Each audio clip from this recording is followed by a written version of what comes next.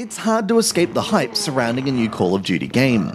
It starts with competitors ragging on the previous title in the series, escalates into interviews with Infinity Ward Treyarch, and culminates with posters stuck on every bus and lodged in between programs your girlfriend likes to watch, much to her annoyance.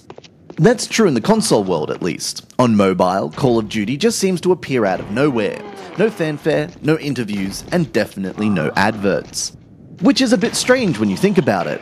It's not that Black Ops Zombies is a bad game. It may not be the complete Call of Duty experience on mobile, but as a straight mobile port of the main game's additional mode, it does its job very well.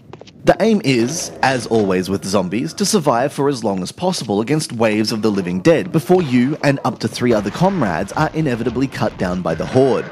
All the while buying weapons from walls and activating traps if you're a beginner, or downing perk sodas and pack-a-punching your guns, upgrading essentially, if you know what you're doing. That's the beauty of zombies. While it may come across as a simple reaction test at first, with an emphasis on repairing defenses and opening doors to other areas in the map when you get overwhelmed, extended play moves the focus onto managing ammo and upgrades over blind, panicked shooting. Ideaworks hasn't messed with the formula. In fact, the team has done another sterling job in keeping the zombies experience as close to the console version as possible. The enemies aren't quite as fast as before, and you can no longer diving jump down the spiral staircase on Kino de Torten, or even just jump for that matter, but almost everything else from the main game remains intact. Control-wise, not much has changed since World at War Zombies, with touch being the default and best, tilt being infuriatingly inaccurate, and twin stick being effectively the same as touch. The auto-aim is extremely generous, with my headshot tally hitting 200 on my first playthrough, out of 340 kills, but the lack of any gun-brandishing foes actually helps to mask the inherently inaccurate nature of touchscreen first-person shooter controls. One thing that does rankle, however, is the removal of the option to use a dedicated fire button.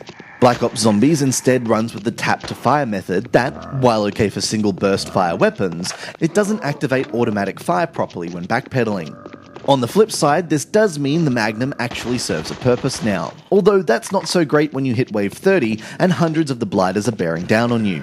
Disappointingly, Black Ops Zombies only comes with one proper map, the aforementioned Kino.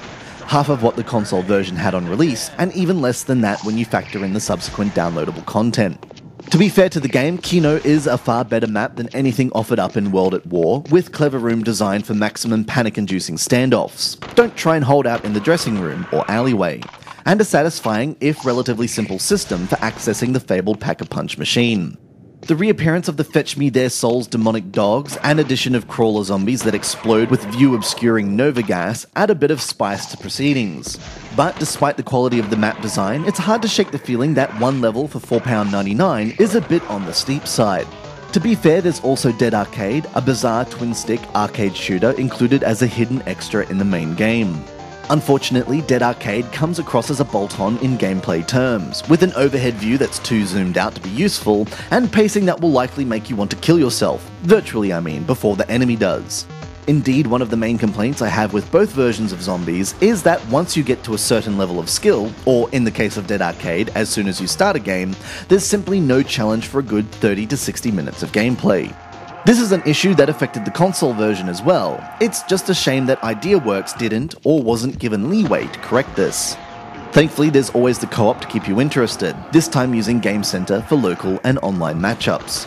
Or at least there would be if the online mode worked. Alas, at the time of writing, the servers were down, which means I couldn't test out this portion of the game.